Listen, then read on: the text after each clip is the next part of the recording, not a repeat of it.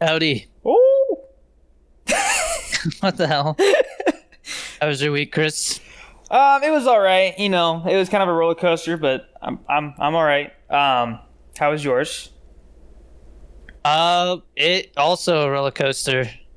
I've got some stuff we could talk about, but you said you want to open the package I sent? Yeah, so this came a couple of weeks ago, I think, but now it's probably a good time to open this. So I'll go ahead and This is for Christmas slash your birthday, but it showed it up got super there early. super early. Oh, there's freaking tape over here, man. Oh. You could talk about what's going on with you while I go get some Okay, yeah, scissors. yeah. While he starts to open that, I am working on the final rewrite of my script before I send it off to producers and cinematographer and stuff. It is a typo pass, so like the main goal of it is to catch all the typos, but I'm also like polishing things as I go.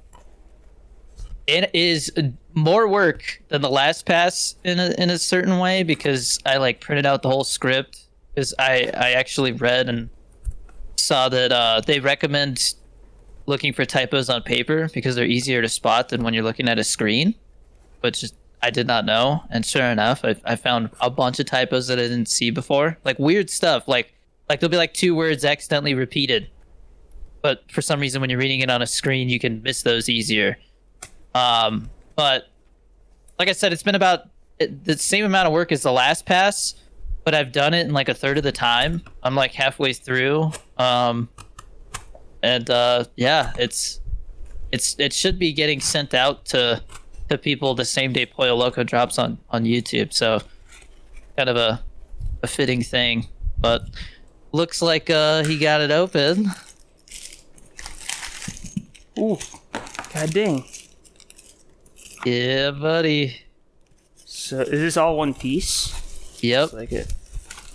Is it gonna be backwards when you guys see it? So It's forwards for me. it's a Cool Ranch corner sign. It's gonna be backwards on YouTube, but yeah, there it Can I is. flip it? Wait, can I flip it? No, I mean like on YouTube. There's no way to fix that. I mean, I guess what I could do is I could edit it and make it like just like an image where you can see it, but yeah, I promise it's not backwards in real life, okay? Well, yeah, hopefully it's backwards when it's actually like up on the wall or like. So you can kind of see it that way. So this isn't with the side with the lights, but that should show up the right way on YouTube. I guess Are you able to plug it in real quick? Yeah, I'm curious what it looks like. Yeah. So while he works on that, besides the last pass on the script, which is 84 pages right now, it might be 85, but I think it's at a good spot. I actually, speaking of the number 80s, or not, god damn it. What is this? Speaking of the number 85, because, 80s, today's the 80s vampire film, so we're actually filming this earlier than usual, because I have to go to that, or I want to go to that. Also, it's sold out, so that's cool. Dang. I want to see what that film is like, and then I'll have a download link after that, so maybe I'll be able to share a clip or something. But really excited but nervous at the same time because it was a challenging role, being that it's a 17-year-old. So I had to like really get in that mindset again of what was it like to be in high school and like find out that my friend's a vampire. So that's gonna be fun. All right, it's plugged in. Oh dang, man. Hell yeah, man. Oh, That is sick, man. What do you think? that's Happy a lot. birthday, Merry Christmas. It's a lot brighter than I thought. That looks sick, dude. Yeah, Like that'll be you could see it like dang, man, that's awesome. We were really picky about the font, so glad it looks good. Yeah, I like it a lot. Thanks. I don't know. Happy birthday. Merry Christmas. Oh! Oh! All right, I'm gonna unplug this. But yeah, no, that's cool though, man. Like, so you said it was sold out. How many tickets did they sell then? I think they have like 200 seats or something like that. God dang. Oh, good crowd. Yeah, for sure. If my acting is good, that's gonna gonna help with like local stuff. So So what's your reviews? I'm nervous. Yeah, I like everybody. This guy sucks. He's better at doing crumble cookie reviews. Get him out of here. Jesus Christ! Who let the TikToker be in this? This the G Fuel guy? Yeah, you know, like every 5 seconds, somebody's like, "That's my favorite." Will you shut the fuck up? The directors. This guy ain't gonna be in the feature. Yeah, but no, I hope that it all goes well and that you hear some stuff about it soon. Yeah. You drove a Cybertruck, I saw. Yeah, our main topic is I finally got to meet Electric Shock, which if you guys haven't seen my old Creators Unite podcast, my headset just made like a popping noise. Can you talk real quick? Yeah, I cannot hear you. I just like.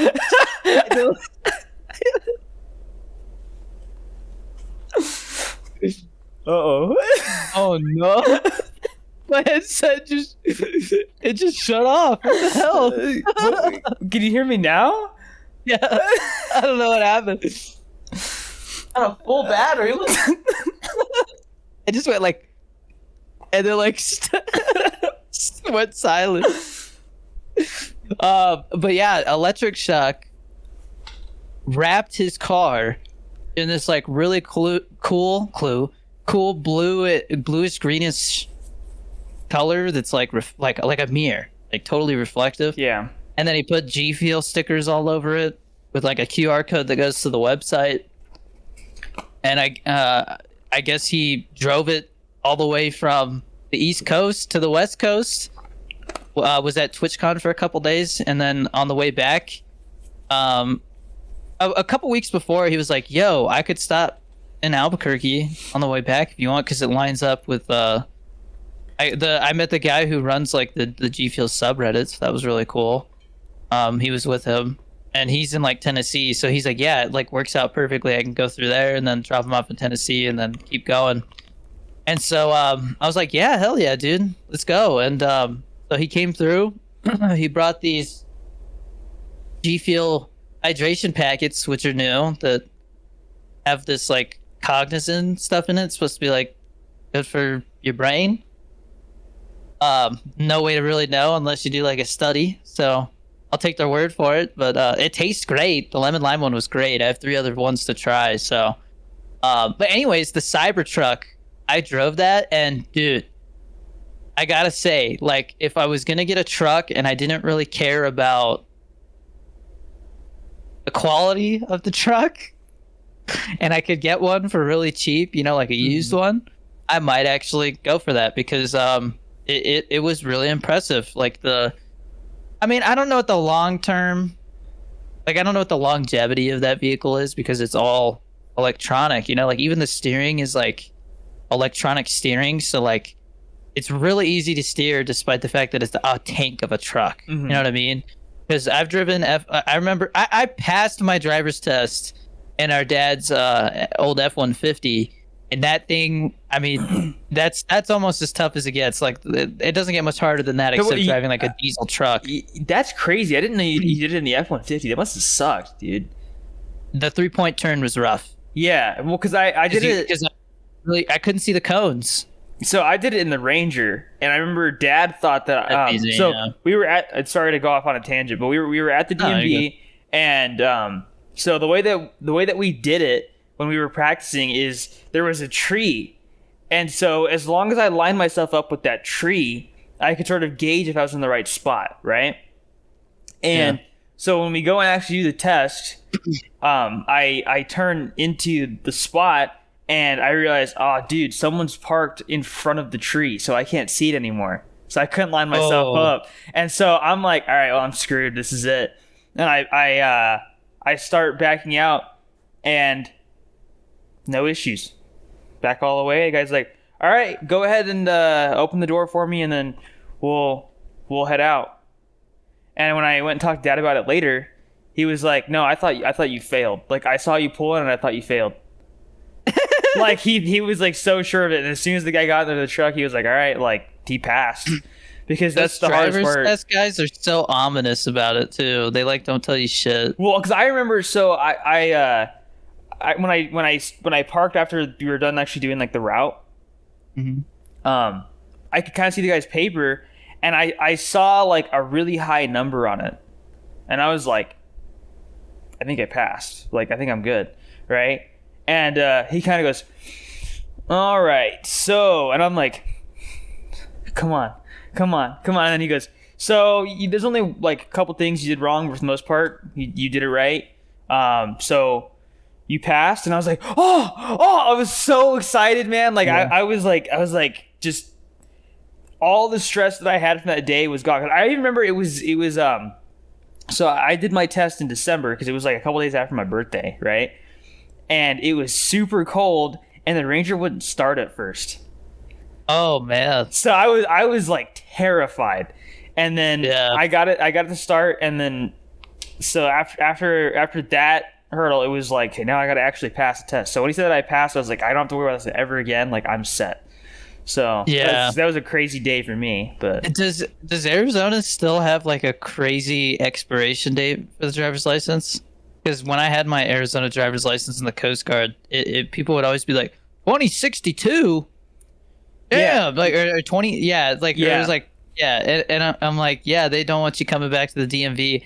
Every other state I've lived in, it's like 2 or 3 years you have to renew. It's such a pain. But I mean, that's how that's how the state makes money and like funds the road construction and stuff. So like when you have to renew it, you don't have to go and redo the test. You just have to go and get it updated. Yeah, the only thing is like when you get older, like once you get to like 65, I think you have to do like hearing and eye tests and shit, which is a pain. But I mean, that's the way it should be, because if you can't see or hear, you shouldn't be driving. Yeah. I think when you get old, you should have to take the test again. If I'm being honest. I know. Like when you're old, like you probably have like the opposite opinion, but seeing some of the old people around here driving the way they do, like literally turning without looking, getting into a lane without a turn signal, not checking their blind spot, they are literally like a hazard to the road. Well, I just hate when people like, and I get it happens on accident, right? But when people leave their turn signal on, and you're like, okay, are you switching lanes? No? Okay. And then they finally switch lanes, and it's like they get into that new lane and their turn signal is still on, and it's like, bro, are you not aware of the clicking noise that's going off in your car? Like dun, dun, dun, dun, dun. Either they have their music blaring or they can't hear anything. I'm pretty sure it's the second option, but like little things like that, like how are you, the whole point of a turn signal is to tell people, hey, I'm gonna do the thing, right? And so if they never use it, or they use it all the time, it's just always on, it doesn't do you any good. Yeah, well, I was funny thing that YouTube channel I mentioned a couple episodes ago, Matt Moran Motoring. I've been watching his news videos every Friday, and yesterday he was talking about how Nissan, I guess in like one of their new vehicles, they're coming out. It's their adaptive cruise control, lane assist software. They released a new update, so it's like the 2.1 update, and it added a thing where now it'll if you get into the farthest left lane to pass somebody and you stay in it, it will tell you get back in the lane to the right. And I'm like, hell yeah. Whoa. Finally, like I hope everybody adopts that, because it is so annoying when people get in the left lane and then stay there and they're going like slower than everybody else. Yeah. It's like, get the fuck out of the left lane. Yeah, because it is for passing and emergency vehicles. Yep. On the freeway. Like it is not for you to go 10 miles under the speed limit and just be a lazy ass. I can't stand it, man. Yeah, it is one of the most frustrating things. So my favorite is when you're in the right lane, right? And you have some dude in like, a Ram or something like that going like as fast as he possibly can without hitting you, and he won't switch lanes to pass you. He just stays behind you the entire time. And it's like, dude, get off my butt, man. Like I'm trying not to go to jail right now, you know? It's like you're already going above the speed limit and they're still on your butt and they won't pass. They just sit there the entire time and it's like just go around. Just do it. Go around me. It's like, have you seen Jeepers Creepers? Not in a long time, but I do remember it. No, but when the creeper is like up on their ass, he's like, go around me. Just go. What is this guy's problem? But yeah, I don't know, man. Like I have like actual like dream, almost not really nightmares, but it's more of like, you ever get like an anxiety dream where it's just like something very minor, but it like bothers the crap out of you? I mean, like when I was in school, I would have dreams that like I showed up to school late and the test was already happening, like a final exam or something, and like I didn't study. Like it would be like stupid shit like that. Yeah, so I have the occasional dream where like my turn signal stays on. Like it won't turn off. Yeah, like it's just stupid things like that. I'm like, I'm like, oh man, I must look so stupid right now. And then I wake up and I'm like, you aren't even driving right now. You're in your bed. Like it's just, but it's like, I think about that stuff a lot because I care about driving correctly. And then you have people who go to a 4-way stop and they don't know how to use it. Like that's the other thing. I almost got hit the other day because I'm at this 4-way stop and it's like, if you don't know how to drive, I want you to remember this. Whoever gets there first is who goes. So if you have one guy here and one guy here, this guy gets here first, he goes. If you get here first, even if you're like turning or whatever, like you still go. But the best thing is if somebody's like, you know, going straight and you're going to make a left turn, they're going to be faster to go straight and then you can make a left turn. Like that's kind of like the logistics of it. But you always have somebody who's like, oh, honestly, okay, I'm going to go next. Now that I have my Mustang, what I do, like whenever I roll up to a 4-way stop and like everybody gets there at the same time, I just fucking go. Because they will literally sit there and like act like they don't know what to do. Like I remember when I took my driver's test, it was like, you know, who goes first, right? If all four show up at the same time, and so I just, but nobody like knows anymore. So I just go. Yeah, like, but that's the thing. Because I'm quick too, like because I can get out of the way right away. You know what I mean? Instead of sitting there, because I've seen so many videos where people hesitate and then people hit each other. Yeah. So I just fucking go because I got my turbo. Whenever I come to visit, whatever I gotta do, I definitely like I gotta let you drive the Mustang. I can see what that's like.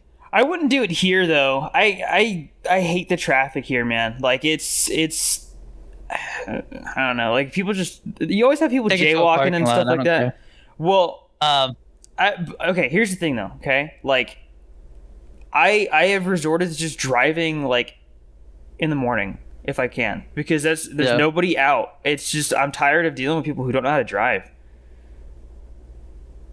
But the other thing I've noticed is that since I got the Mustang, people like purposely cut me off and stuff. It's like got a Mustang, fuck them. Yeah, like burn oil. Like a lot of guys in trucks do it. No offense to people with trucks, but I remember when I was in the Coast Guard, and I got and I had my GT. People would be like, "Man, I wish I got one of those instead of this big ass truck. Terrible gas mileage. Cost me $100 every time I fill up. None of the spots here in San Francisco are big enough for it." I'm like, I mean, if you're gonna have a freaking V8, you know, like might as well like have something that's like fun to drive and not a nuisance. So I don't know. I love my Mustang, but it's definitely like it comes with its pros and cons. Every time another sports car pulls up that's like relatively fast, they always literally. Last time I went on a date with Bobby, we pulled up to like a light, right? And it's like it's late at night. It's like 10 o'clock, so there's not a lot of traffic. And this like Dodge Charger pulls up next to us. It was either a Charger or a Challenger. And like I'm just talking to Bobby casually, and when the light turns green, they put the fucking pedal to the floor, bro, and just like burned rubber, like. And I'm like, I'm like, just normal. Like I'm not gonna like race you, bro. Like it's just It's funny, these car guys. I, But I will say, so like when I get on a straightaway, I like just shift it into sport mode really quick, and like I'll like get up to speed really fast, and then I'll go into drive again, because I haven't really used sport mode on my car until recently, and I'm like, oh, dude, it's kind of nice. Like, it doesn't really do like a whole lot, but like it feels a lot easier to get up to the right speed. So I get the whole point of like accelerating fast. Is it does feel really nice when you're just like, pew, but right? that guy was just like, I got a big dick. Yeah.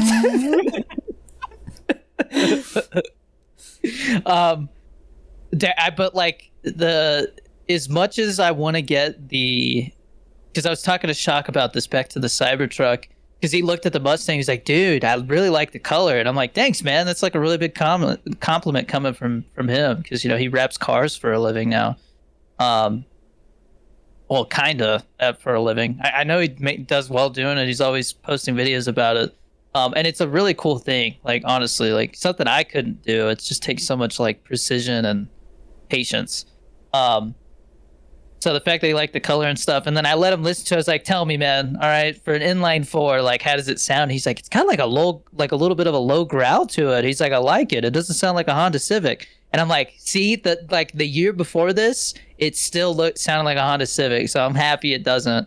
But as much as I want a V8, whenever they announce the last one, that's the plan, where I'll just get one of the last ones and then just like keep it as a collector's item.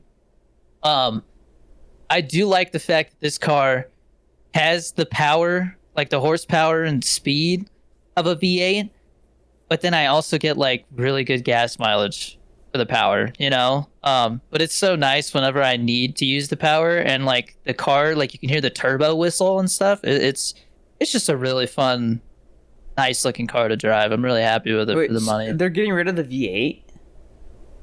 All of the car companies are talking about phasing out the V8s in like the next 10 years because of all the environmental laws and stuff. They're all going to be going to like V6 hybrids and all kinds of stuff. So, because what's the most efficient engine? well, I mean, it's definitely not the V8. I think the V6 is for the extra power you get over a four-cylinder. It's less fuel efficient unless it's one of those, I guess they call them like variable valve timing engines, where like it can, if you're on like the freeway and in cruise control, it can go from like 6 cylinders to 4 cylinders by closing 2 of them to get to get better fuel efficiency. My car, being an inline 4, already doesn't use a lot of gas, but obviously when the turbo kicks in, like it dumps more fuel too. It's direct and port injection, which the engine before this was just direct injection. But the problem with direct injection engines is without having the port injection, the valves can get carbon built up, and so the port injectors will actually like every once in a while spray fuel as well to keep the valves clean. So theoretically, my car should last more than 200,000 miles. So, because before that, the engines were starting to like go bad at 200,000 because of the carbon buildup and stuff. So, I'm like, theoretically, the car that I got's like pretty future proof, like with all the technology that's in it and stuff. The only problem I have is the adaptive cruise control. Instead of like, my Corolla has a pressure sensor in the steering wheel, so like it knows when your hand's on it. Whoever designed this steering wheel was an idiot, because they put basically one of the sensors in it that detects when you turn the wheel. So if you're going in a straight line for like more than like 30 seconds, the car starts telling you like, hey, like keep your hands on the wheel, and it's like, my hands are on the wheel, I'm just going straight. So that's frustrating. That's the one thing that makes me think that like if they fix that in the next year or two, I might swap, because I there's a lot of freeways around here, so it is annoying, but it's not a necessity, you know what I mean? But yeah, no, I as far as fuel efficiency goes, the V8 is, I mean, that's like the worst gas mileage you can get, but it's just instantaneous horsepower, you know what I mean? Like, it's just, it's like the power that my turbo has without having to force air into the engine, and it's just it throws you back into your seat, whereas this throws you back into your seat but with like a little bit of a lag to it, because the engine, like forcing air into the engine isn't an instantaneous effect. There's like, a couple milliseconds where the engine actually has to take that air and then cause more combustion. So it's interesting how it works. The helicopter engines do a similar thing where they like force air into them. So like I know a little bit about how the turbo works. It's interesting, but there's something about the V8 and how it sounds and stuff that's just, American. And it's like I definitely want to own one of the last American V8s if I can do it. So we'll see. But just to harp on the Cybertruck one last time, the interior was really impressive. Shock was like, yeah, no, the seats in your Mustang are like similar. He's like he was really jealous about the fact that I had air conditioned seats though. Those things, I mean, I like, think about like, when your back gets all sweaty on a hot day, that's what I think about, man. Like that would be so nice to have, is just to avoid that. I have remote start, so literally if I start my car, it takes like 30 seconds for the car to get to like a temperature where it's like you're getting in and it's nice and cool already. It's so nice, man. If I had the quad exhaust, because I have dual exhaust, so it's like the GT that I had. But they have this thing called active exhaust, and it lets you make the exhaust quieter or louder, which is really cool. I think it adds like 3 horsepower, because like if you have it in the loud mode, it's like letting air out faster, exhaust out faster, so it's even more like efficient at moving power and stuff. I'm not that much of a car guy, so that might have sounded really dumb the way I explained it. But the thing that's also cool about it is that if you have that, you can rev it with the key fob.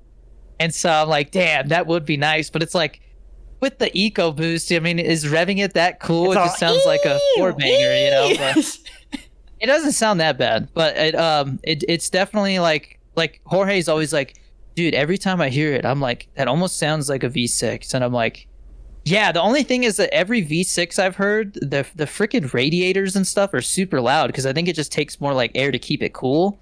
So they always sound really like the front of the car is always like. Well, and my car doesn't do that. I learned random thing, but I learned that some sports modes on cars just like open the exhaust valve, and so it just sounds louder. Like that's all it does, and I'm like, that's lame. Could you imagine? My sport mode makes it raises the RPM that the transmission sits at, and makes the transmission shift faster. Otherwise, there's a little bit of lag with the transmission, because it's a 10 speed, so it's like constantly it's constantly figuring out what's the most efficient gear to be in, which is good for fuel economy. But if you're trying to like move fast, that little bit of lag that it takes to think affects the speed.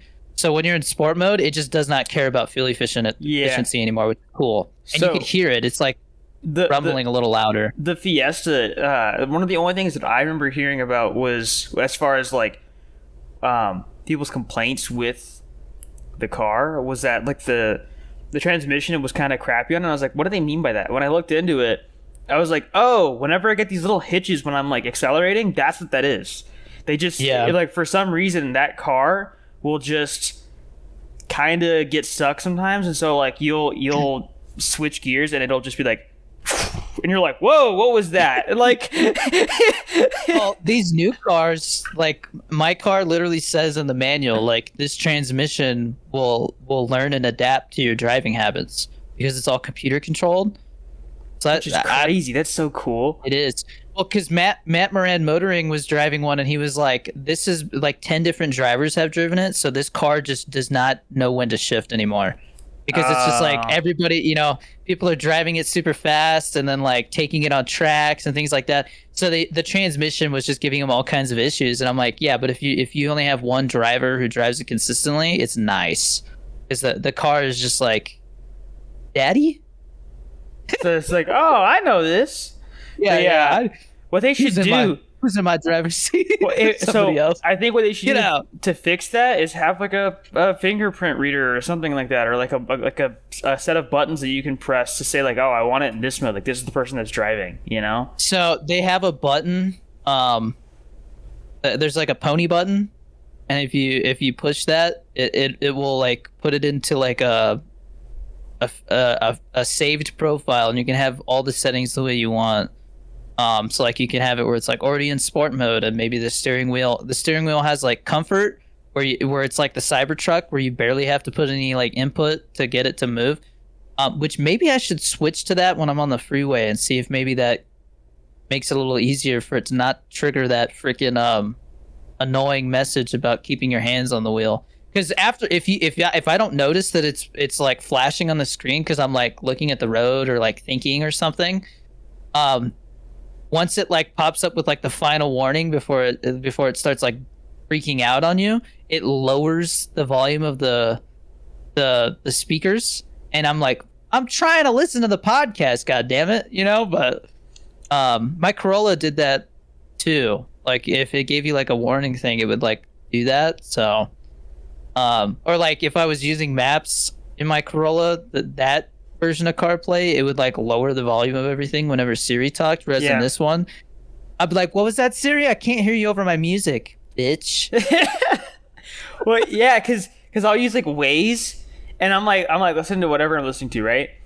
And then I hear on the next intersection, turn right, and it's like super loud, and it's like after not hearing it go off for like 20 minutes, and so it just scares the crap out of me because it's just way louder than everything else. And I'm like, whoa, okay, well, like that's just a thing that happens. Okay, like I have to get used to that.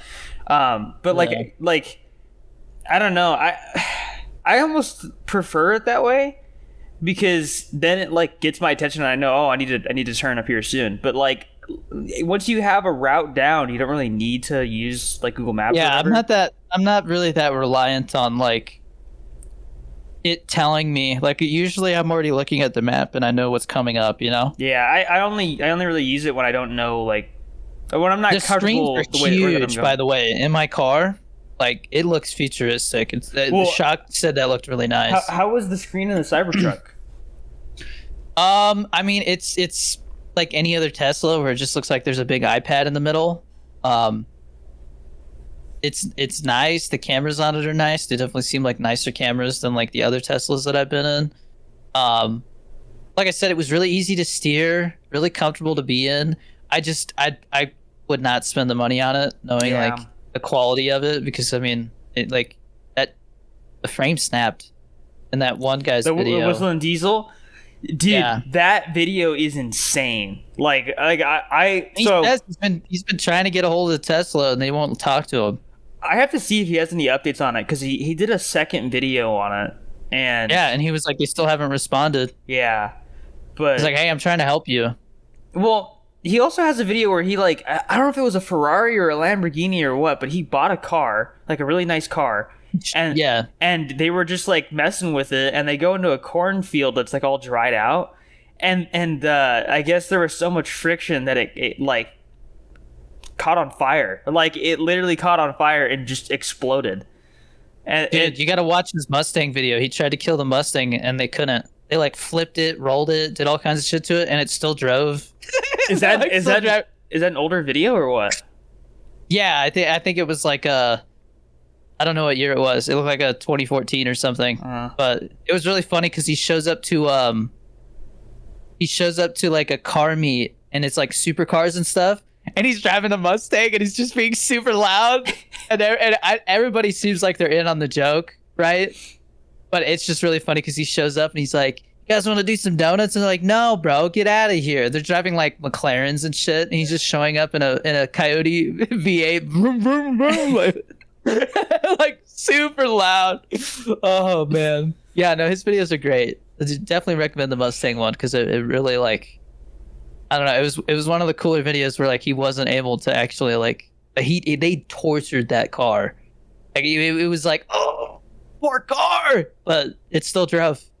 Well, he has like probably like 8 videos on the Hilux that like little old Toyota truck, and God, man, he abuses those cars. Like, I swear, man. Yeah.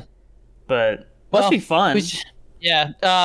Shout out to Electric Shock. Thanks for bringing the GFUEL goodies and the new hydration formula so I could try it and review that. Thanks for trusting me with driving your Cybertruck, because I know a lot of people didn't get to do that. It was a really cool experience, and like the first Tesla I drove was a Cybertruck because of him. So it's just like really cool, and it was his. Like it's a special thing. But yeah, I would consider a Cybertruck if the price was right. Let's get into our ad break, guys. Support us through Patreon for as little as $1. I was playing Fortnite with some of the boys this morning. We were talking about playing either Dead by Daylight or Texas Chainsaw Massacre next week, because Texas Chainsaw Massacre is down to $20 now. I think that's the standard price, and I think that's very reasonable. So we'll see what happens there. But of course, use code DannyD for 20 to 30% off GFUEL. I'm drinking the new Sakuna's Finger flavor inspired by Jujutsu Kaisen, and it is a fruity black tea flavor, and the best way I could describe it is like a tutti frutti black tea. It's really good. Really good. I highly recommend it. The collector's box just sold out, but it's a really good tea flavor. And then use code DannyD for 10% off Fit Butters. I got, I think, all the flavors now except for s'mores, and they're bringing back white chocolate macadamia nut. Ooh. So I'm gonna get both of those. Dude, you have to get brookie and chocolate chip cookie dough. They are both delicious. I think I have chocolate chip cookie dough already. Did you already try it? Yeah. But I don't like baked cookie, man. I don't like cookie dough flavors. Like I feel like, because to me, I remember I talked about it before. More. It tastes, to me, it's like it's kind of like the protein like flavor that you get like when it's cookies and cream or whatever. It kind of reminded me of that.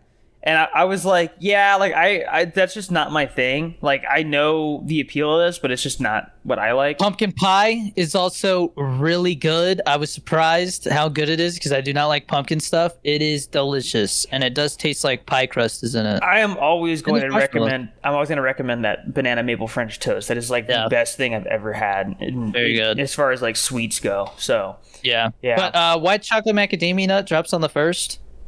And it's really cool. Like, I see their newsletters, and then, like, they're like GFUEL, where they're like, oh, we're dropping a new flavor, blah blah blah. Like they're literally the GFUEL of nut butters. It's so cool. Like, it's the perfect partnership, man. And you guys have been using the code like crazy. I think we've already sold more than twice as much Fit Butters with my code as we did last month, so I'm sure I'll be higher up on the list. But so support us those different ways, guys. And speaking of GFUEL, I am giving away a tub of Sonic Featurings this week. It is the Walmart edition, so there are 30 servings in it. And that is going to Nikki Pantazis, who I just played Fortnite with this morning, aka Hotshot. So you might remember Hotshot. He's been around for a long time, so congratulations, Nikki. I will reach out to you soon in the next 24 hours. Sonic Featuring is a great flavor, by the way. Yeah, amazing flavor, actually. Yeah, really fucking good. Yeah. It actually tastes like peach rings. You can taste the little flavor crystals. On to this week's Patreon questions. Super Dude 01 asks, what's your favorite home-cooked meal? Ooh, that's a toughie, dude. I mean, so we're talking like full-on meal, or even just like a small thing, like for example, the steak just by itself count, or does it have to be like a full? Yeah, meal? I mean, like if it was like if we're talking about like mom used to make it. I always loved mom's version of spaghetti. But I think when it comes to like Bobby, I would say like her lasagna or her enchiladas are really good, like her baked enchiladas. Mom would always make the lasagna Frida from Olive Garden. Like, she'd make it. Oh, dude. Next time, dude, they gotta make that next time we have a family get together. Yeah, that is so good. I love lasagna Frida. Actually, when it comes to mom, I would say the lasagna Frida. Yeah, dude. Yeah, It's a pain to make, but kills it's it with so that. good. She says it every time. She's like, it's such a pain, but it's so worth it. And she always makes so much that you Yeah, can like eat it for the next 3 days. Yeah. Oh, it's just like fried noodles with like a bread on it. Yeah, with marinara and Alfredo sauce. Yes. So lasagna frita is literally just fried lasagna. That's all it is. So you make lasagna, you cut it in half, and then you put it in the fryer. We found out about it through Olive Garden, and if you go to Olive Garden now and you get it, make sure you get it without meat sauce because it's like a different sauce. Get it with just marinara and Alfredo, not with meat sauce and Alfredo. It's ass. I get so pissed off too because, like, we've ordered it. We specifically said, give us marinara, not meat sauce. They give us marinara, and there's still chunks of meat in it. And it's like, literally, Olive Garden went so downhill, man. It's less work to use the marinara as opposed to the meat sauce. Why are you putting meat sauce on it, man? Whatever, dude. Dummies. Louis says, do you or Chris have a bucket list? And if so, what is the bucket list? I don't. Yeah, I don't. I mean, like, as far as if I had to choose one thing to do before I die, I don't know. I mean, it'd be kind of cool to, like... I want to go to Europe. I think it might be kind of cool to, like, fly a plane or something like that. But, I mean... Oh, fuck that. I no offense. After being in the helicopters for as long as I did and seeing how much shit those pilots had to know, and those pilots would like literally be out of flight school and all this shit and still be panicky about all the stuff they have to know. No, I don't mean like literally like just oh yeah, I'm gonna learn how to fly a plane. I mean, take the stick for a second. Yeah, like even that is kind of cool. Honestly, like that's probably not that hard to do. You could probably just go with like an instructor and they would let you do it. Yeah, but I mean, like, I like do it in like a jalopy. Yeah, dude. Like, but dude, flying at night is terrifying. It's terrifying. I don't doubt it. Yeah, dude. The scariest times that I flew was like when we were in San Francisco and it was like just thick ass fog and like raining. You literally can't see outside the helicopter. Like it was so claustrophobic feeling. There'd be like freaking lightning ahead of us and stuff. But yeah, I don't really have a bucket list. Like, not really. Yeah, because I mean, I try not to think about like, oh, like before I die, you know. I try not to think about stuff like that because it gets depressing. Yeah, I'm just kind of, you know, enjoying it as I go, I guess. Yeah, I mean, I always say this statistically. I remember they said like the first person that's gonna live to be like 120 or something like that was probably born like the year that you were, Chris. Mm-hmm. So I'm like, okay, if I'm gonna live to be 100, which I think is a very reasonable goal, to live to 100 at our age, then I'm just over a quarter of the way through that, and that's already depressing. Yeah, you know. Yeah, I think with it a lot too. Like that's yeah, and the thing is, like, I have to at least think, okay, well, you know, half of the time that or actually, you know, even just probably even more than half of the time that I've been alive so far was also spent like not knowing anything. You know, like a lot. The world was so much smaller for most of my life, so that now is like really the time where I get to do a lot, and I know a lot about what I'm doing. But I think if I hit 75 years, I'm gonna be like, all right, the only thing I'm doing anymore, like, all respect to Clint Eastwood. I can't believe he's still like he's got a movie coming out. It was good enough that they picked up film for distribution, and like the rumors were already swirling that he was working on fast tracking his next project because he wants to make one more again. And I'm like, bro, dude, when is Quentin Tarantino's movie coming out? Well, he was gonna make the movie Critic, and it was supposedly supposed to have Cliff Booth in it again, and he scrapped that. So they were like in pre-production and they scrapped it. So no idea now. I still hope he makes that Rick Dalton miniseries on Netflix, but who knows? It is so hard to tell what he's up to. I mean, he was just on like Bill Maher's podcast, and it was interesting to hear him talk about stuff. But I'm not the biggest fan of Bill Maher. He's such a slow talker, and then they always get political, and I'm just like, I don't watch stuff like this to hear people spout their political beliefs and try to sway people. random Oh. thing. You know what podcast I just can't stand? What? Lex Friedman. Yeah, I don't know. Like, I get that it's like intellectual and stuff, but I don't know. He had Todd Howard on, the guy from Bethesda, right? The It Just Works guy. Yeah. And he was like asking like the dumbest questions about video games, and it was the hardest thing for me to listen to, and I just gave up at a certain point because I was like, dude, like you have a guy that's like kind of a big deal in the gaming space, and you know nothing about what he does. Yeah. I've never been able to sit through a whole clip of his. Like, he had this one lady on who wrote a book called like I can't remember what it's like, literally about like the end of the world, like what happens if there was like a nuclear war. And I got like most of the way through that, but it was just like a lot of the stuff he talks about is so depressing. So I'm just like, I'm good. Piece of Scrap says, do either you or Chris have a comfort TV show or movie you always go back to watch or put on for background noise? Ferris Bueller's Day Off. Okay. For background noise, not really. It's usually YouTube for me. If I've got background noise, it's YouTube. Like vlogs are really good for that, you know, because a lot of times they got like music and transitions and stuff, and you're just kind of like vibing. But yeah, no, I've never been somebody who's like, oh, I'm gonna throw The Office on and just have it on in the background. Like I'm like, if I'm gonna put on a piece of art, whether it's a movie or a show, it's like I'm gonna give my attention to it.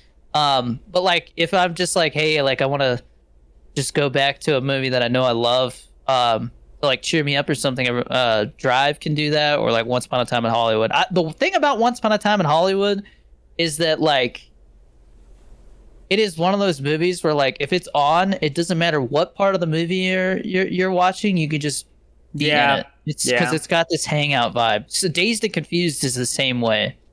Which have you seen that, Chris? I have not. That I believe is on my Voodoo account, Fandango, whatever the hell it's called now. That one is it's got that vibe to it, but there's so many young actors in that, like one of Ben Affleck's first roles, Matthew McConaughey's first role. It's just so many people just like in this hangout setting, ad-libbing. And it's just such a fun time. Great soundtrack because it's all 70s music. I'll add it to my list. Great soundtrack, yeah. Yeah, if you've never seen that one, that's a treat. There's a spiritual sequel to that that's also very underrated called Everybody Wants Some. That is also very good. So both of those. If I don't have that, I might have to snag that one too, because I'm sure it's not expensive. Because it has the same exact vibe. If not, like it feels like somebody with more experience, because it's Richard Linklater, like way later. You know, like this is that Dazed and Confused was in the 90s, and Everybody Wants Some was in like the 2010s. So it's like, you know, somebody made Dazed and Confused with a modern camera and like a bunch more experience. So it's like even more polished and refined. But Dazed and Confused just has so many iconic moments. And Ben Affleck broke his ankle in a scene that's in the movie. Oh, I thought you were saying recently. I was like, what? No, his whole thing is the seniors are looking for the freshmen to give him the paddle. And so something happens, and when he breaks the paddle, he turns, and like I saw the interview, he's like, yeah, I broke my ankle. Like if you look, you can see, and he like finishes the scene where you're like, yo, you could tell, like he put pressure on his foot and was like, oh shit, that's broken.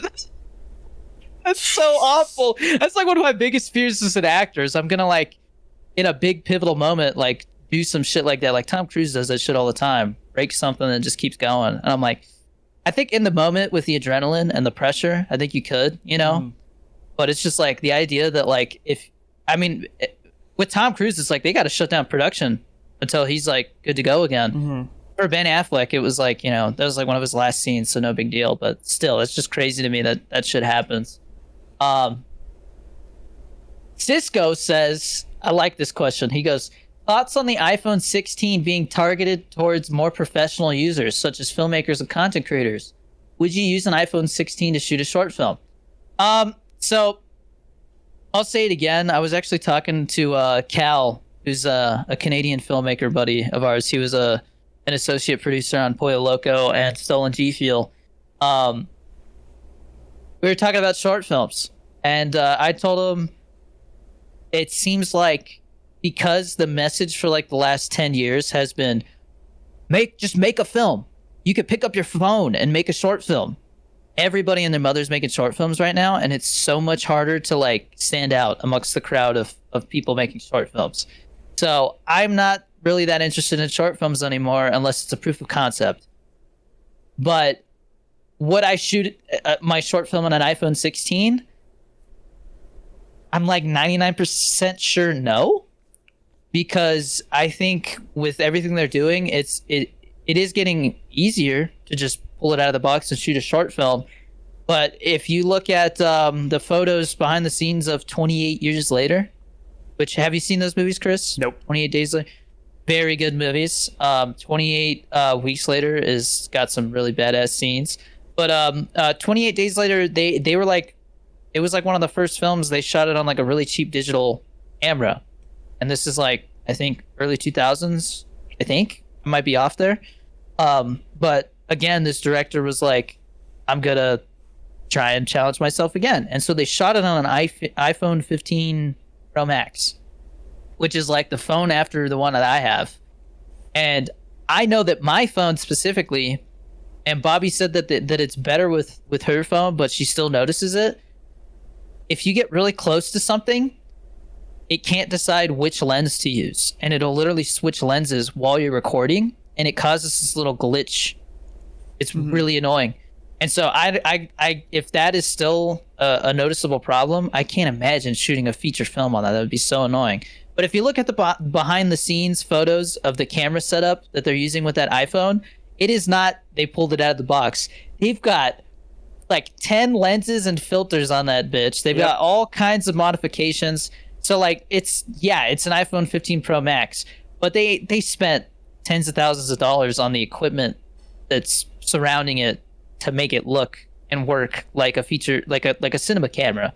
So I don't know, because I haven't used the iPhone 16 Pro Max yet, but I know it's got way better microphones in it, and it's got 4 studio microphones in it now, which that's the thing I'm most looking forward to. If I do decide to get one, and if I do decide to get one, I'm gonna wait a little bit longer. I might get it for my birthday in like March or something. But I think for content creation, it is an absolute game changer. The cameras are getting better. The way that you can edit in the Photos app is even better. I do like the action button that they have that lets you like zoom and stuff on the fly. That's really nice. But I think the mics are what I'm most excited to see the difference of. I need to watch some videos now that people are getting their hands on them to see the mic quality change. But no matter how many mics they put on that freaking phone, every time you do a phone call, the sound quality is still going to be poo-poo because they can't seem to figure out how to make that work, even though it's 2024. I think that has something to do it's not the phone itself, it's the actual cellular it's like network. cell service, yeah. Because if you use FaceTime audio, it sounds like we're talking right now. Yep. So it's weird, man. But I think it's really cool that they're like, hey, like content, TikTokers and all these people, they're using these phones all the time to get their footage and stuff. Let's target them, and that makes me want to get one. But would I shoot a short film on it? I tested. Jorge and I were talking about making a horror short film, and we were like, let's just shoot it on my phone. And so I did some test stuff. The footage looked great and everything, but the sound quality, even with some different microphone setups and stuff, was still ass. So I'm really curious what the difference is with these microphones. But like, I mean, if you want to see what a short film shot on an iPhone looks like, the last can of Blue Bomber Slushy was shot on my iPhone straight out of the box, no modifications. I have another one coming out that I have a rough cut of, where Giancarlo joins a dating app. I'm waiting to release that towards the end of October, though, because right now Pollo Loco is the main focus. I didn't know you already filmed that. Yeah, we filmed that. We filmed a bunch of stuff, and like half of it I couldn't use because it was just like not good enough quality. But this one, it's about the same length as last can of Blue Bomber Slushy, but it's really funny because it's like Giancarlo building a profile for Tinder. It's gonna be called like John Carlo joins Tinder. It's so funny though. He's like Jorge is like it's like the different questions, like what are you looking for in a relationship, and Jorge's like short term, man, short term, and John Carlo's like I'm trying to marry someone, and I'm like you're gonna find him on Tinder, and then Jorge's like hey man brother. It'll be short good. term. Yeah, short term. He's like, what do I put for my education? I'm like, tell him you got a PhD. They ain't gonna know. Yeah, that's It's good. It's good. I don't want to spoil anything else, but yeah. Do you have any thoughts about that? I mean, I pretty much agree. Like I heard the same thing about 28 years later, where it's they were like, yeah, we shot it on an iPhone, but they have like every single like possible accessory you could buy, like. Well, I think they waited until it was all filmed to announce that, just in case they had too many issues with it and had to use a real camera. Yeah. Because they were like, it was entirely shot, and I'm like, oh, okay. They waited to make sure they could say entirely, but I'm like, huh. You know what? The other thing is like, I wonder if like Apple talked to filmmakers and was like, yo, what is holding you back from shooting a movie all on an iPhone? Because we'll put it on our streaming platform, like Apple TV, like an Apple original film, and we'll be like shot entirely on an iPhone because that's such a flex. And so I wonder if they like took that info and are like, okay, like let's see if we can make this better for filmmakers. So, but it's getting there, man. I mean, I saw a video where they took an iPhone 15 Pro Max and they compared it to like the old Red cameras from like I think the early 2000s or the 90s, and they're pretty much on the same level now. I just my thing with phones now is what more is there to do? Because I don't see any point in getting a new phone aside from camera stuff. It's really about like the sensors and stuff and how much color they can pick up. I mean, look, this is the thing. You can shoot Cisco. Put it this way. This is something that I don't think like the average the general audience doesn't think about. You can shoot a short film on the most expensive fucking camera you can own.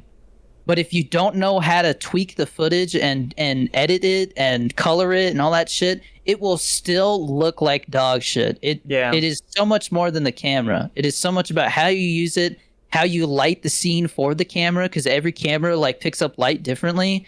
One of the things that you can go and watch with Pollo Loco is like anytime you see like a tracking shot where like somebody's walking and the camera follows them, that is a black magic. Everything else is shot with Nicholas Kariki's red Komodo, which is like double the price for the module and like has like a completely different configuration of lenses and all that stuff. Like it's not the black magic is called like a pocket cinema camera, whereas the red Komodo is considered like a small module cinema camera. It picks up way more colors and like all this stuff. They both shoot in 6K, but if you put them side by side, you will notice a difference. But the way we edited that, they are somewhat able to match up. I think that there are still some issues with like the Blackmagic not having an IR sensor on it and stuff, so it had some issues picking up light and stuff consistently.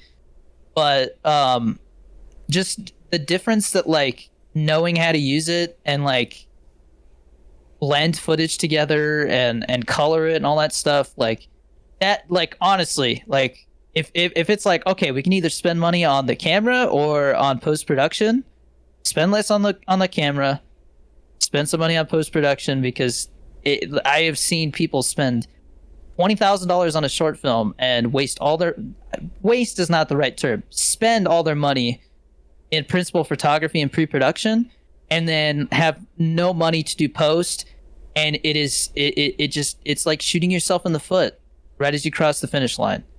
So that I went off on a tangent there. I am sorry, but I'm very passionate about filmmaking, and so that was a really good question. 1 second, I gotta tell Theo to calm the hell down. I don't know if you guys can hear him, but he is super loud right now.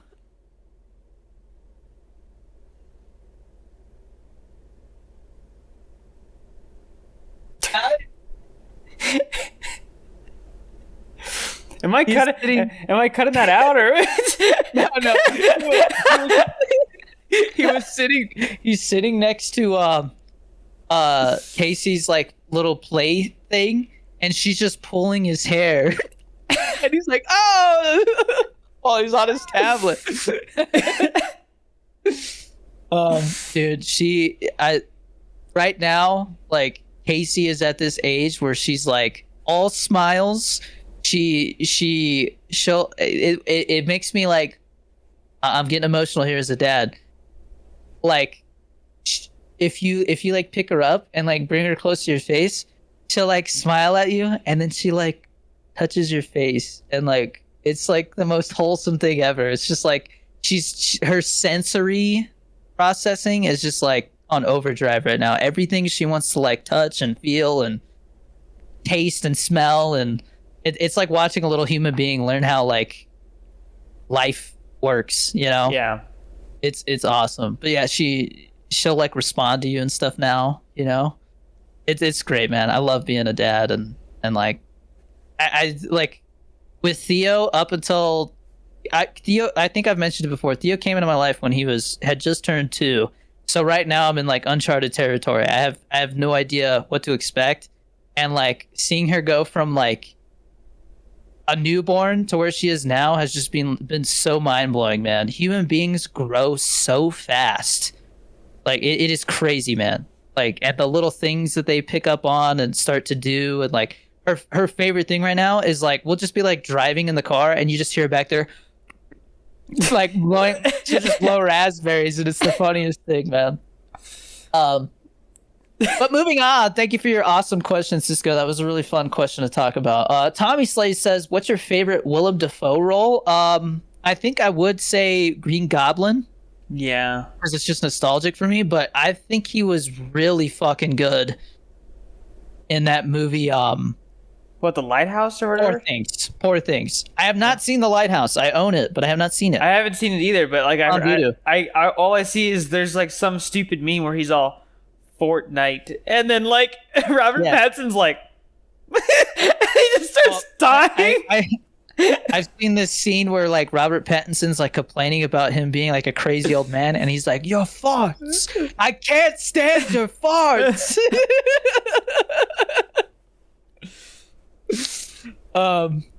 Yeah. What's yours? Did you see Spider-Man? I would say like I haven't seen him in very many roles, so like Green Goblin's probably my favorite. Yeah. Although no, I would say I would just myself. Yeah, I would say like out of the movies that he's been in for Spider-Man, I would say like probably the original like Spider-Man trilogy, because in No Way Home he was good, but it's not he's being used as more of a plot element, as yeah, kind of character, but still killed it. Yeah, like just seamlessly back in that role, like no time had passed. Yeah, he is amazing in Poor Things, which is one of the weirdest fucking movies I've ever seen, but also one of the most beautiful movies I've ever seen. Tyler Moen asks, Derek, what is your biggest fear? Snakes. I fucking hate snakes. I could be the happiest man on the planet, and if a snake lands on me, I will probably die of fear. My heart will just explode because I can't, dude. It is my biggest nightmare. Snakes. I hate snakes. Well, I'm not afraid of heights. Snakes, fuck them. There's a video where it was you know, like it's a super common like trend now to like have somebody go out in public and then they have like a microphone. They're like, what's your biggest fear or whatever, right? And there was one where someone was like, is there anything scarier than being alone with your thoughts? This guy's like rapists and like dudes with machine guns. That is pretty scary. For Chris, he asks, what is something you have accomplished in life that you are most proud of? The laser guns that I made. So those things are sick, man. That and the stun glove that I made, where it's so for anyone who has played Black Ops 2, if you remember like the stun knuckles, and I think it's zombies are called the Galva knuckles. It's literally like a stun gun on your hand, right? So I made something like that during the pandemic, and that was like so freaking cool, man. But like the process of making that was scary because I remember I had put it was like I made the knuckle part out of plastic, like it was 3D printed, and I didn't make the thickness of it like I didn't make it thick enough, basically, right? And Still educate yourself. well, I didn't like die, obviously, but like I had taken these pins out of like breadboards and I super glued them to the plastic, and then I took these like high voltage wires, like they had like a ton of insulation on them, and I just like stuck them in there, soldered them, and then I pressed the button and I just hear poof, and then like I just remember my arm got like really stiff, and I was like, whoa, okay, like I need to put more insulation because it had gone like, so it starts on this finger right here, and it's supposed to jump across, right? And when I finished it, it did do that, but when I didn't know how much insulation I needed and I was just experimenting, it went from here and then through my hand over here, and it jumped back like out. A mad scientist. It didn't hurt, but it just felt like it was scary. You felt your muscles like contract or something? Yeah. So when you get shocked like that, it usually doesn't hurt. It's just more of like it catches you off guard. Like I had an incident recently. So I have an electric lighter, right? It's like a flip lighter, but it's electric instead of being like gas. And I was like half asleep lighting a candle, and I'm going to close it. My thumb goes right onto the actual like pins, and I remember my arm got really stiff, and I was like, "Oh, my bad." I was like, I just shocked the crap out of myself. I remember one of those like rechargeable batteries. It was like plugged in, and I like put the battery in the thing, and I was like, just shocked myself. Well, so I remember like we came home from 4th of July one time, and I plugged my phone charger in, and it shocked me. I started crying because I didn't know what happened. It just hurt. I was It's a really startling feeling. yeah. Well, and if you don't know what it is, like you think like something's wrong, right? Yeah. But now that I've dealt with it more, I'm a little bit more. Dude, there was one that was really bad. So I took apart a microwave one time. Jesus. And so. Oh, mad scientist. That stuff's scary already, just because if you do it wrong, there's a capacitor in there that'll like kill you instantly if you don't discharge it. And so I'm like super worried about it. I have like a screwdriver, and I have like pliers holding the screwdriver, and then I'm like trying to like bridge the two connectors, and nothing happens because the microwave was like some old microwave some guy was giving out for free, right? So it had been a long time since it was last used, so it was discharged already. But I pulled out the motor for the fan, and mind you, this thing's rated for like 120 volts or whatever, right? So I'm like, oh man, like I wonder if I can power this fan, and I grab a 9-volt battery and another 9-volt battery, and I like hook them up to each other, and then I grab bare copper wire and put it on the two terminals and hooked up to the fan, and like I remember there was a spark, and then like for like the next 2 days, my wrist hurt. Like I remember like I go into work and I'm talking to this guy from Geek Squad, and he's like, yeah, you probably like, tweaked your wrist or something like that. And I was like, that's a thing? Like I was like, why does it hurt so much? It felt like carpal tunnel. It was weird.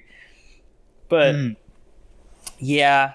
Anyways, I like making stuff like that. Just, you know, yeah. I'm proud that I didn't kill myself by doing that. Good thing to be proud of. For our last Patreon question, Nikki asks, what is your excitement for this COD compared to past CODs from previous years? Like excitement level? Yeah, I will say for the past couple of weeks, I've just been like looking at the calendar. Yeah. I just want this goddamn game to come out already. I just want to play. I don't want to play anything else right now. Yeah, it's been hard to like find motivation to play other games. Like I try and go back and play Modern Warfare 3. Zombies sucks. Multiplayer feels like a waste of time. Warzone's just Warzone. I don't care that it's the haunting. I don't care about Warzone. Yeah. I forgot that was even. Yeah, people are like Michael Myers. I'm like, I don't give a fuck, man. Dude, I saw like in the game. Like I saw a thing where it was like a skin called like Bloody Red Riding Hood or something like that, and I'm like, okay, this is for an operator that like I don't even care about. Like if it was for like Yeah. if it was for Woods and he was in a little Red Riding Hood costume and he's all bloody, I'd be like, that's kind of funny, right? But it's just some random person. Like I don't care. I might play Warzone literally to level up guns because I've got all these, XP tokens that I'll only be able to use in Warzone. So that is the only reason why I might play Warzone. I don't think that's true. Yeah, they announced it. They're only carrying over to Warzone, which makes sense. I get it. They're trying to sell Mountain Dew and shit. Oh man.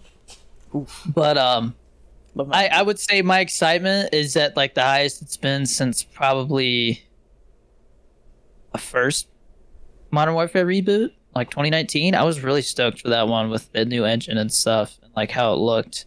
Yeah, I would say my excitement's at that level, if not higher, just because like I've actually like I thought the beta was phenomenal. One of the best betas of all time. The way that they rotated maps and stuff, it really did feel like we were already playing the game, and it was like, just give it to me already. Yeah. I don't know if you saw, Jeff went through like all the changes they're making based off the beta feedback, and he was really happy. He was like, it seems like they're actually approaching this like with people in mind, in their opinion. Like he was like, that fucking radar dish on Scud is gonna be penetrable now. So you won't be like the snipers, because you could not shoot through that thing. There was a lot of head glitches and stuff right there. So I'm glad we'll be able to shoot those people now without having a giant radar dish protecting them. So yeah, no, can't wait. We're less than a month out now, and like I'm excited to play every aspect of the game. Every aspect. I'm actually like super excited for the campaign, dude. Me too. Because I'm interested to see where that story goes, especially because it's like, I mean, it's a direct sequel to Cold War, and Cold War was like, it was almost there. Like it was like they got really close, and I think that they will take the feedback from that game and apply it to this for the campaign. Yeah, Cold War was better than Black Ops 3 in my opinion when it came to the campaign. So well, that's like saying, oh yeah, this pizza's better than a turd. Yeah, like of course it was better. Black Ops 3's campaign was like that was better than Vanguard's campaign. Vanguard's campaign was half cutscenes. Okay, once again, you're comparing. Vanguard, I don't even care about that game. That game does not exist as far as I'm concerned. Multiplayer. You played the Vanguard multiplayer. Yeah, but I will say this multiplayer, like I played Vanguard multiplayer more than I played Modern Warfare 3's multiplayer, and I think more than Modern Warfare 2's. I did not know you got Vanguard, dude. I streamed the shit out of that. Yeah. Wow. I played Shipmiss on there like more than anybody ever should. Did you ever play Zombies on there? Yeah. What did you think of that? I didn't mind it. You actually? I thought it was an interesting take on it. Like it felt different. I put more hours into it than most people probably did.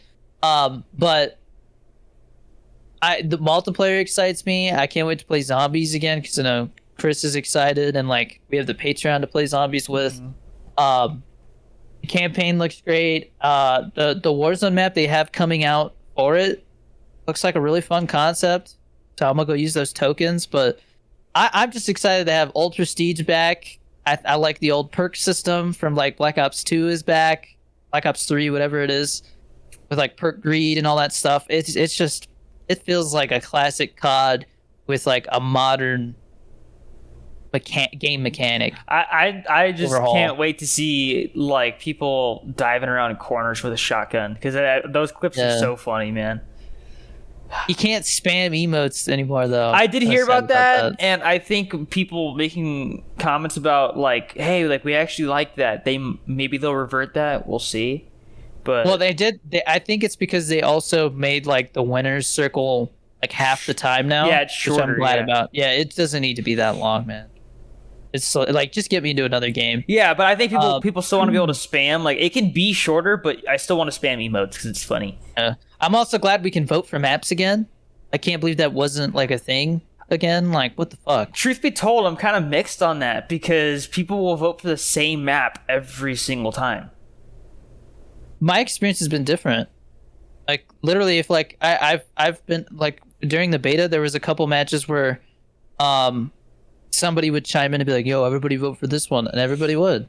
Like, if you say something, unless it's a bad group of people, but like you can always just back out, man. You got to back out and then wait like 20-30 seconds to make sure that the match that you were just in fills up, The so that you don't get thrown back into it. the matchmaking time's a lot shorter in this game as well, and that was for the beta. Like, that's crazy, Yeah. dude. I thought the second weekend was going to be messier, and it wasn't. It was sweatier. That's it. You know, you say that, but I did not notice a difference, honestly. I did, dude. I Because think there was some people who were better at the game because they'd been playing it for more than most people. But that's just a skill issue, bro. I saw a lot more like campers and stuff, dude. I thought I did better in the second weekend, I mean, yeah, that's especially fair. with Gunfighter. Like decking out my gun with 7 attachments. Oh, I was using. love it. I was always using 2 primaries. I'm using my first unlock token to permanently unlock Gunfighter.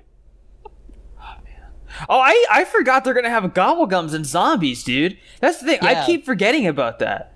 Like I said, the old prestige system too. Like I'm just really excited. Like I'm actually gonna grind prestige and camos, but like casually, you know.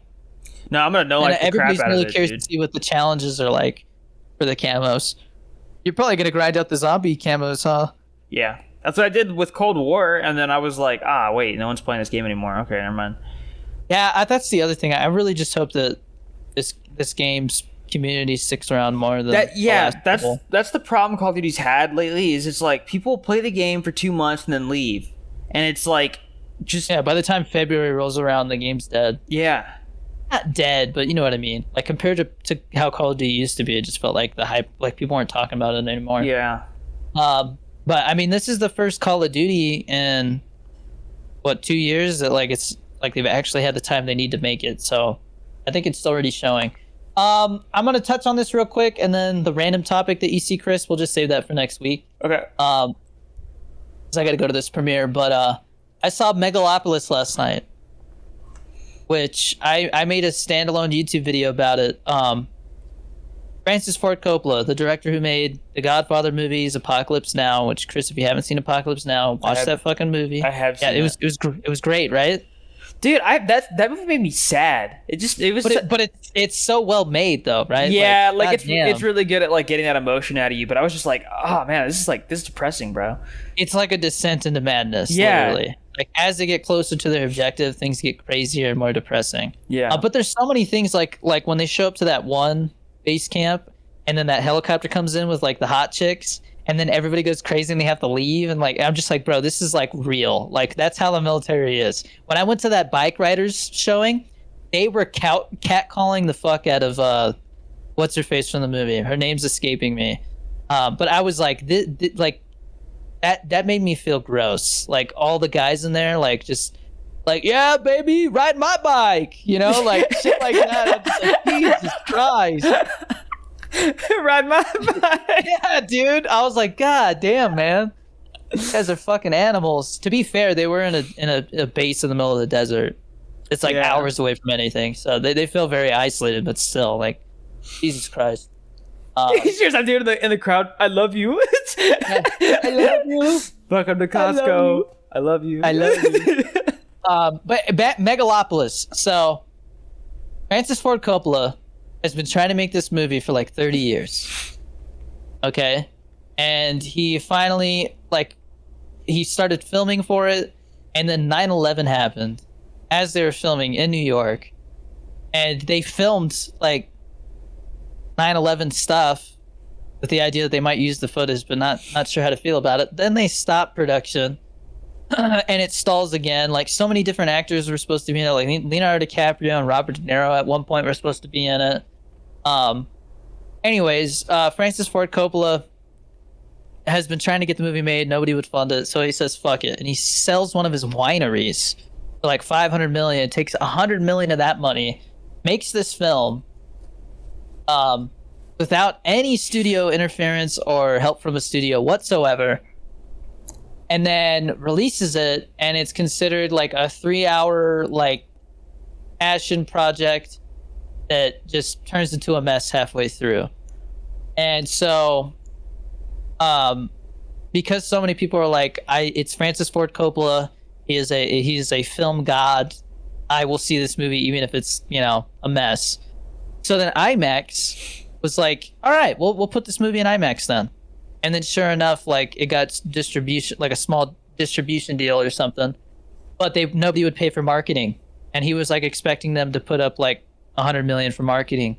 So he ended up putting another 20 million up for marketing himself, which is not a lot to market a $100 million film. And I went and saw it in IMAX, the only IMAX screening the other night. And the first half of the film is genuinely entertaining. And then it just goes like batshit crazy and doesn't know how to put things together. And then it ends with a message that's like really important. And I'm like, okay, I see why he made this film, but why you had 30 years and you couldn't like figure out how to like piece things together in the second half? It was just really weird. Very beautiful when it comes to how it's shot and like the visuals. When it comes to movies Francis Ford Coppola's made, it definitely has the most like effects and stuff in it. Like there were shots where I was like, that is a big ass blue screen. Like holy shit. You know what I mean? Like you could tell that is huge. Like that's impressive. There's some visuals where like the whole it's supposed to be New Rome. So it's like, what if Rome continued? Oh. And so they talk almost Shakespearean, but it's New York. Like you could tell they're shooting in New York. It's all New York. There's footage that they got back in the early 2000s of like traffic, and I'm like, that's from the 2000s because all those cars are old. Like it was just like little things like that. That was like that was cool. But like they're like following Adam Driver, who's like this genius who can control time, but it's not really like important to the story for some reason. And like he pulls up, like they're following him, like where the fuck is he going? And it's like really dark and doom and gloom, right? Like the whole city, it's like Gotham almost. But then he pulls up to this flower shop, and the flower shop's like glowing gold. And if you go to my Letterboxd account and tap on my review for it, that's the picture. That's the still that I chose for my backdrop. It is so pretty, man. It's like this dark, gloomy green, and then there's like this flower shop that's just like glowing gold. And there's so many shots like that through the movie where you're like, man, that is just some beautiful imagery. But there are a lot of actors where it's like, you could tell they don't understand the material. And it just feels like they don't know what movie they're in. Like the main actress, she's just all over the place with her performance. Adam Driver is phenomenal, as always. Like he's on the level that he is in that movie Ferrari, which you still need to watch, Chris. Because that's amazing. And then Aubrey Plaza, I think, you know, from like Parks and Rec. Mm-hmm. I think she gives one of the best performances I've seen from her. And then Shia LaBeouf is phenomenal as well. Shia LaBeouf's in the movie? He seems to be, he's like full on crazy in it. He seems to be the only one who's like consistent throughout the whole film, like understands the material, besides Adam Driver, like understands the material to a T. Like he gets what it is and what the purpose of his character is, and he absolutely fucking kills it, man. I just wish he wasn't so crazy in real life. Yeah, that's the thing. That's a good actor. I really, man, Shia LaBeouf, bro. I just saw a video from like a week ago where he was in like Italy or something like that, and like was literally like, "Come on, man, let's fight. I'll fucking fight you right now." God damn it, Shia.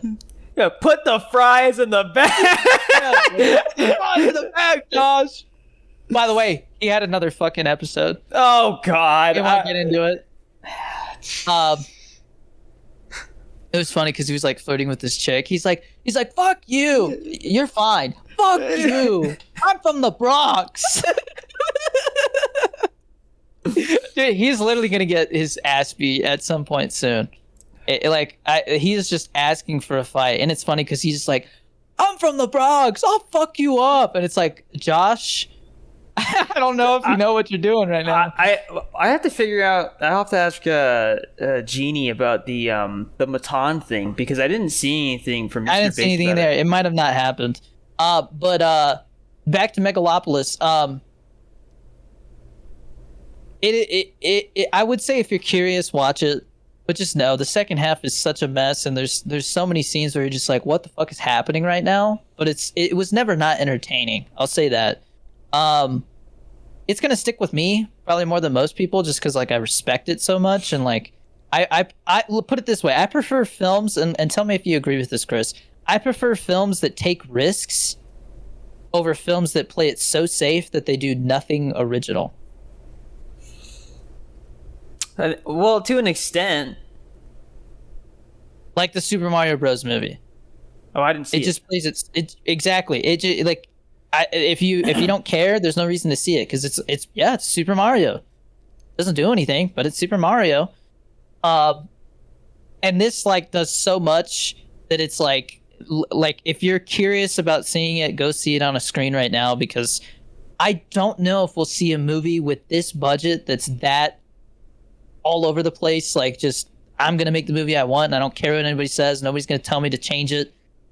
Like, I don't know if we'll see a movie like that on the big screen ever again. It feels like something that like otherwise would just go straight to streaming because it's so messy. Like, he made it. He pushed for it to be in cinemas, and it is in cinemas. And I'm glad I saw the only IMAX showing here. Like, I genuinely feel like it was an experience that I'm never gonna forget. But it is not for everybody. It is pretty wild at times. But I was entertained by it, and I gave it 3 stars on Letterboxd simply for the fact that, like I said, I prefer films that take risks over ones that play things so safe that it's like boring. So, I think it's gonna be a box office bomb, and it might be his last film. But I'm glad I went and saw it, and I'd be very curious to hear what anybody thinks as well.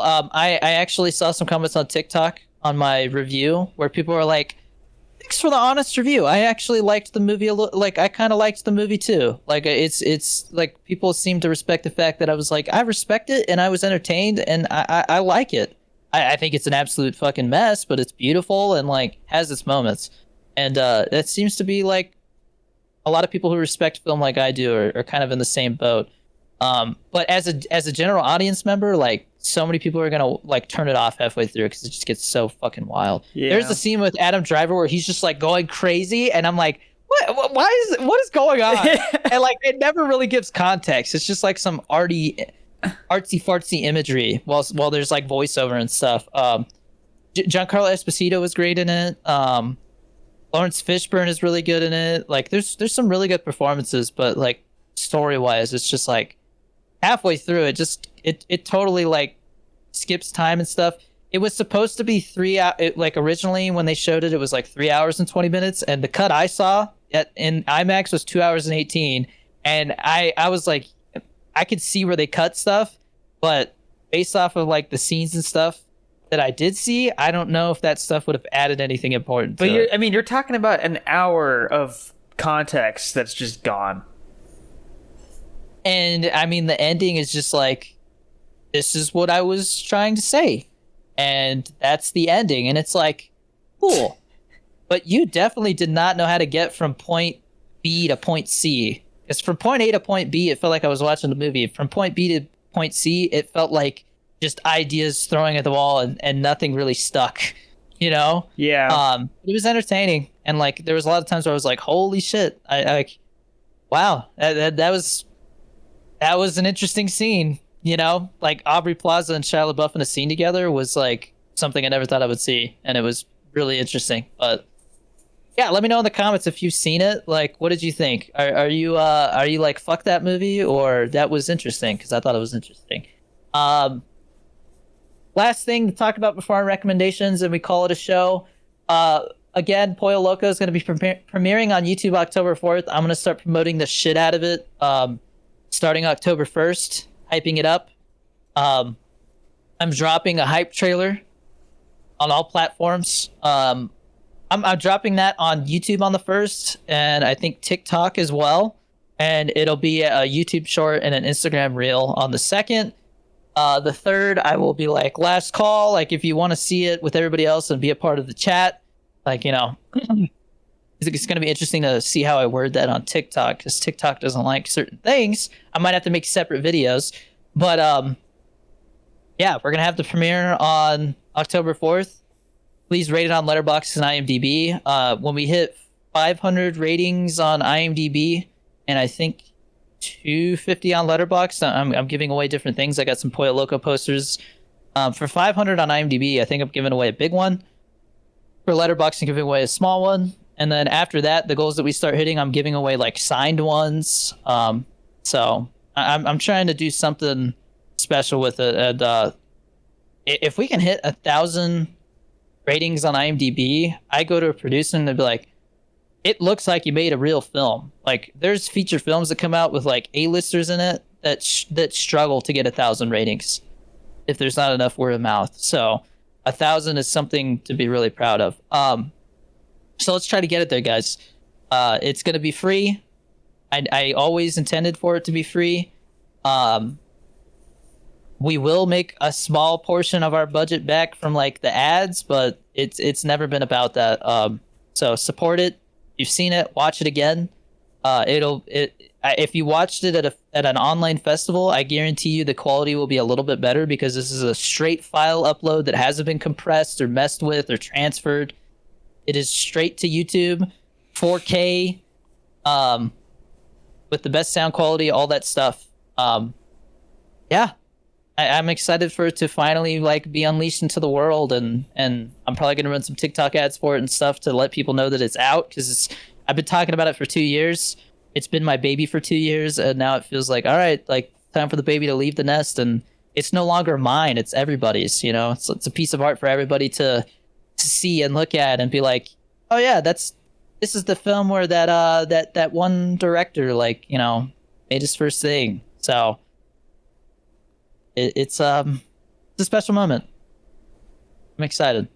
Here's to see what the general reaction is because so far it's been mostly positive. So October 4th. All right. So our recommendations this week. I saw The Wild Robot with the family last night, and having read the book, I think that it struggles to fit all of the book into a family-friendly runtime because it's like an hour and 40-something minutes, and like I think family films are best around 90 minutes. And you can see where things were kind of like changed, and they did change a lot actually, but like overall it was a really good film. I think it's the best thing DreamWorks has made in recent memories, and I think I might like it better story-wise than like Puss in Boots: The Last Wish, which was really underrated. But it's probably the best thing out right now that the whole family can see besides Transformers, which apparently bombed, unfortunately. Whoa, really? Yeah, Well, compared that's to a the budget. shame. It is a shame because it's a very good movie. But yeah, The Wild Robot, definitely worth seeing with the family. I think you should bring some tissues because it just, without trying too hard, it manages to conjure up feelings. It's like there's these little moments where you're just like, that was a good change in order to like satisfy the audience and stuff like that. Like it has a really good final moment that I was just like, oh damn, like it like felt like old Pixar days almost. And Pedro Pascal, I did not know he was a voice in it. He plays the fox who probably has the most lines in the film. Fucking killed it. I didn't even know it was him until I like saw the credits. I was like, that was Pedro Pascal? Let's go, dude. Good shit. He's a hell of a voice actor. And then I am on the last episode of Chimp Crazy. So if you guys liked Tiger King, this is the same guys who made Tiger King. It's their next documentary, but it's shorter and honestly like way more sad because it like tackles like a topic that like I think most people don't know about, and like it's something that like you got to go into it knowing that like these people who own chimpanzees, like it almost always ends in tragedy. So it's kind of a downer, but it's really fascinating because it made me look at chimps different, and I'm like, yeah, no, like fuck zoos, man. I think as I've gotten older, like the way I look at zoos is like it's kind of a messed up industry. Like I know like sometimes they're like, oh, preservation and all that stuff, but it's like, but I mean, do we really want the last fucking whatever lemur to be in a cage? You know, like come on, because that's really what it is. You know, like they're not really like living; they're just like something to look at, and it touches on that, but it also was really eye-opening when it comes to like how chimpanzees have been used in entertainment, and the fact that the reason you don't see monkeys in movies a lot anymore is because they found out like once they hit a certain age, they're wild animals that can't be controlled and they're super dangerous. Yep. But yeah, Bobby and I have been watching that. 4 episodes. It's on Max. Really, really quick watch. I'm surprised Yeah. it's on Max and not Netflix. I mean, I ain't complaining, but yeah, it's pretty wild, and it's definitely like dark, and I would say compared to Tiger King, a lot more serious. Um, yeah, what's your recommendation, Chris? So there's a channel that I've known about for a while called Any Austin. And the reason why I started watching this guy is because like I'm scrolling through my YouTube recommended one day and it says, what is the unemployment of like some city in Skyrim? Like, what's the unemployment rate of this video game city? And I'm like, what the? Like, I'm like, why would this hell? guy like do? But I was watching the video and like the guy's style of editing was just like, I don't know. It was like he was taking it super serious, but it was like the like very dry humor, right?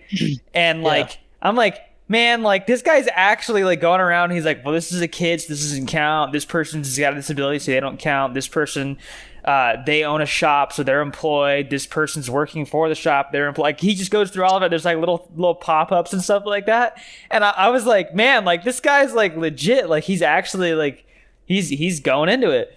And I don't know, man, like there's just something about that style of video where it's something so inconsequential, but it's like still fascinating. You know, he also has videos about like where do all the rivers in a specific video game map go.